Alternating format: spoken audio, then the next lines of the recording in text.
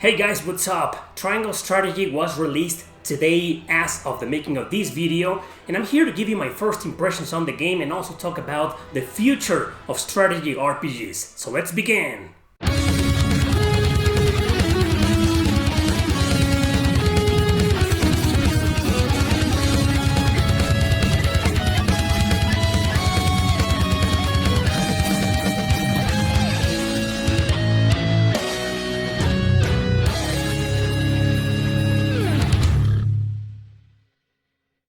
First and foremost, let me tell you why Triangle Strategy is a big deal. Now, this is a game that's being published by Square Enix, and that's a big name. The biggest name when it comes to RPGs on this planet, but also a name that hasn't published a single mainstream strategy RPG for over a decade.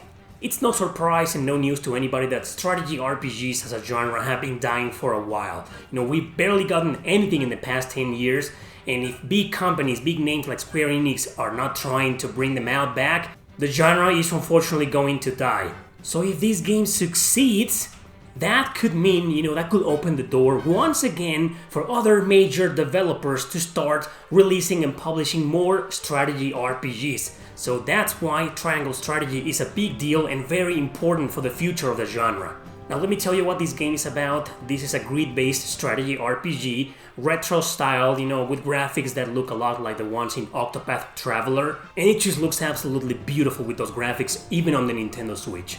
Triangle Strategy focuses on a married couple, that's right, two people who get married almost from the very beginning of the game. And that's a surprise, that's a little bit of a twist because most JRPGs out there start off with guy meets girl, and then during the entire journey they fall in love or they get interested in one another, and at the end they get married or they end up together, or sometimes they don't even end up together. These games started backwards, the characters are married from the beginning and they like each other. They get married in order to unify the three nations who are pretty much at the brink of war over a very limited resource that is simply salt. That's right. So obviously they start a journey together to try to unify the lands or to try to appease and make connections, and trying to have a better understanding on the continent they live in. But obviously it all goes to hell, war breaks out, and blah blah blah, the rest is spoiler. So even so, the story is great. The script is amazing, the characters are fantastic, and I'm loving it. This is my kind of story, my kind of jam. There are some cliches, some stereotypes here and there, but the core of this plot is phenomenal. However, there's one thing you need to know about the story. I'm loving it, so this doesn't bug me personally. But you guys need to know that this is a very heavily story-driven and character-driven RPG. Which means, oh yeah, you'll be reading a hell of a lot. You'll be reading an amazing story in my opinion, but you'll still be reading tons of dialogue and watching tons of scenes. I'm talking about reading for over an hour until you get your next mission and so on. Just a warning, the games like that, it's a little bit like a visual novel, for so to say. It didn't bug me because I'm loving the story, but it might be a problem for you. I don't know. I'll leave that up to you.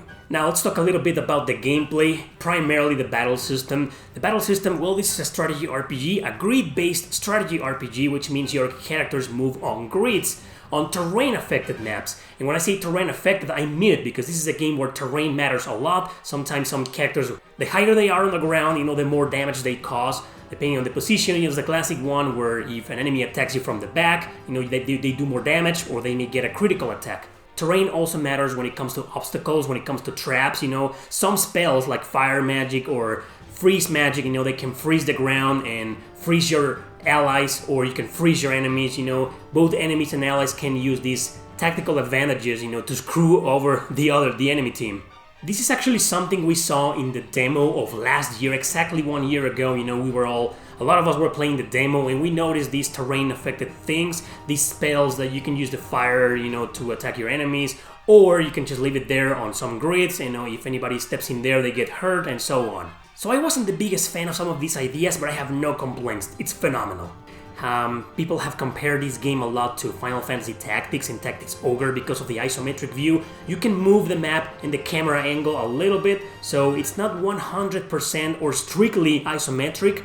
And it does play different from those games because First and foremost, there's no job system. No job system that I've noticed so far. I'm only 8 hours plus into the game and I've noticed no job system. There's a class system, however, where you can class up and level up your abilities by going to a smithy and giving the smithy materials that you can buy or get after every battle, etc. You use these materials, to unlock abilities, to unlock some stats as well, and therefore become more powerful. And eventually you class up once you're level 10 and so on. So it's great, it's classic, I love it, it's not convoluted, it's not complicated, it's turn-based, grid-based classical strategy RPG with a few twists here and there that make it more interesting and refreshing. The other part of the gameplay we need to talk about is the scale of conviction. This is a true role-playing game. Every single decision you make, every single choice of dialogue you take matters a lot, affects the story, affects the route you'll take, the characters that will join your party, and possibly the endings. And I love it because that just gives the game way more replay value than most JRPGs out there. You can just start a new playthrough right after you finish the game and go into a completely different route with different characters and so on. The scale of conviction is a scale based on democracy, on the democracy of your characters. So it's not only up to you, the player, to make these decisions, but also to convince your party members to agree with your decision or to respect their decisions. And this is done in some kind of casting vote simulator where, let's say you, the player, want to go east, okay? And some characters, some of your party members want to go east as well, so you don't need to convince them, but other characters in your party want to go west. So your job is to convince them, to turn them around and to make them vote, to go east, to change their minds. Sometimes they would not change their minds, but I haven't seen any party member leaving your party because of this. It might affect later in the game. Maybe if you keep contradicting one character of going against their wishes, that particular character will leave the party. I don't know that yet, but so far, if it's like a democracy, like I said, if most people voted, if most of your characters and yourself voted for going east, the characters who wanted to go west will have to be forced to go east as well. So it's pretty fun and pretty original because not only is it a true role-playing game where decisions matter and affect the story, but also because your party members, might be affected by these decisions and therefore your relationship with these characters. And that's pretty much it. That's the gist of the game. Those are my first impressions, positive impressions of the game. What about the negative impressions? I only have one bad thing to say. It is pretty bad, so get ready. And it's about the dub, the English dub and the Japanese dub. It only comes with those two languages, and the English dub, the English voice acting is pretty bad. It's not terrible, it's not Chaos Wars level, don't worry, but it's bad.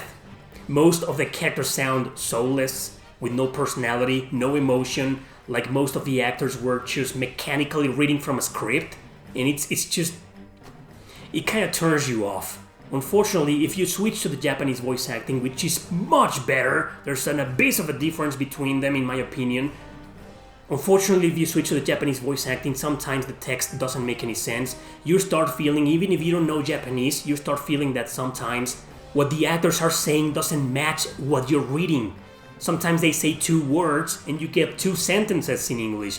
And sometimes it's the opposite. They say like 1,000,000 words and the translation is hello.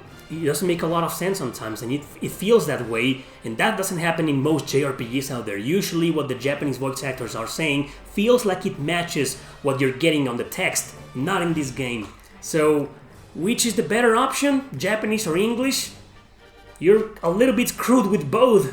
Does it really affect the gameplay and the overall experience? Not that much, but since this is a very story-driven RPG, it is a bit of a fatal flaw that might kill the experience for a lot of people, especially if they don't like reading a lot. But the story and the characters, like I said at the beginning, are totally worth it. It's worth your time. It's worth sitting through an entire hour, or sometimes an hour and a half of just reading and interacting in the towns.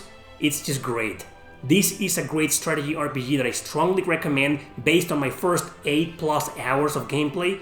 And like I said at the beginning as well, it's not like the future of strategy RPGs are hanging on these guys, these games' hands. Not really, but it is a big name, Square Enix. So if this game succeeds, it just means that if this game succeeds, a lot of major companies, AAA companies, are going to say, oh, I want to compete against that, so I'm making my own brand new strategy RPG. Nintendo will probably do that with Fire Emblem, right? But what about other companies? Will they keep making, or will strategy RPGs, grid-based strategy RPGs come back thanks to the success of this game? Maybe, probably. Which is why this game is a big deal, and which is why I think you should play it if you like strategy RPGs. So that's all, everybody. Thanks for watching. Don't forget to subscribe and share this video with your friends. See you next time!